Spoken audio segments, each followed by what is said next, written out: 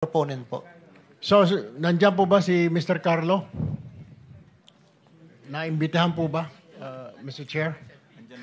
Alam ko, Pwede po ba matanong natin? Kasi parang, so si Carlo ang tinatawagan po ng proponent.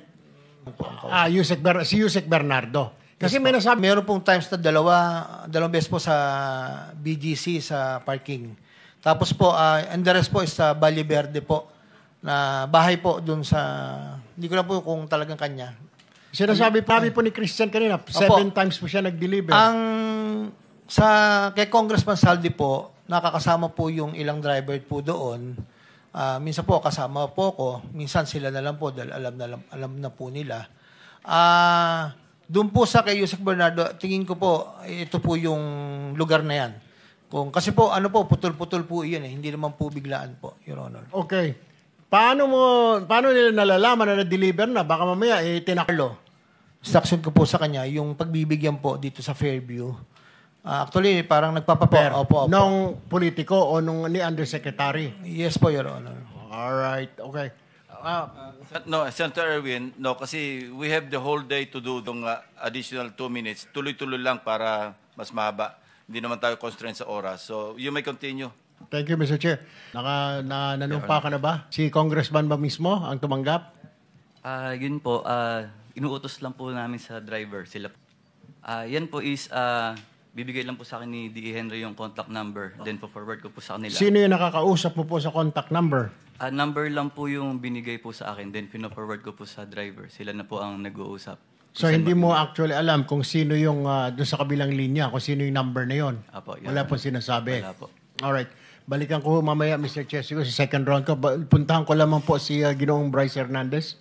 Mr. Bryce, yung pinagsasabi po ni Yusek Bernardo, tama naman po. Agree po kayo o may kulang? Your Honor, parang kulang po yung commitment na binanggit po ni Yusek Robert. Kasi as per instruction po sa amin ni Boss Henry, nasa 25% po ang pinapaprepare na obligasyon. Okay, pero yung sinasabi po niya kasi 15% para kay Ulay Bar daw. Pero Nagiging 30 pa nga po. pag sa senador, dinideliver. Staff po ng yes po. Staff po ng senador, Yes po. dinideliver. Yes so, po, nasa Your Honor. 30. Balikan ko po si Engineer Tiscodero, Binay, yung Bong Revilla po, yung 300 million, si Yusek Robert po ang nambagin sa akin na sinabi ko po sa affidavit ko po. Wala po akong komunikasyon, hindi ko po sila nakakausap. Ang kausap ko lang po ay si Yusek Bernardo po. Okay. At one point, nakapunta ka sa birthday. Dr. Jinggoy na sinama nga po ako ng mga dating kasamahan ko po. Nagpa-picture lang po ako. Kahit naman po, kung sino po yung nakita ko doon, ang tanda ko po. Kahit po kay, ano ba yun? Sino po yung tumakbong senador na Dagon? Attorney, ano ba yun? Dagon? Yung ano po. Nagpa-picture pa po ako doon eh. Okay. Yung ano po? Attorney... Gadon. Attorney Larry Gadon. Opo, nagpa-picture pa po ako. Basta kung sino po yung nandoon. Picture lang po ako. Alright.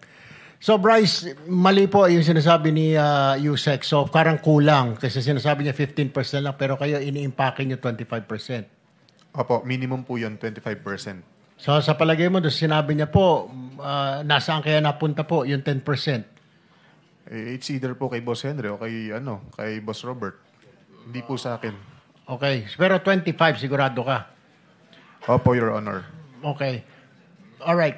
Dito po kay Ginoong JP. JP, agree? Yun po sa sinabi ni Yusek Bernardo. Tama po?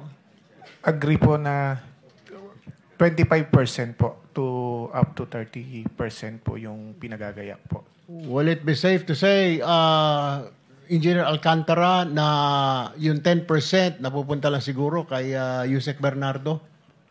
Wala po akong personal knowledge. Pero kayo po, pag inabot ninyo na sa 25%,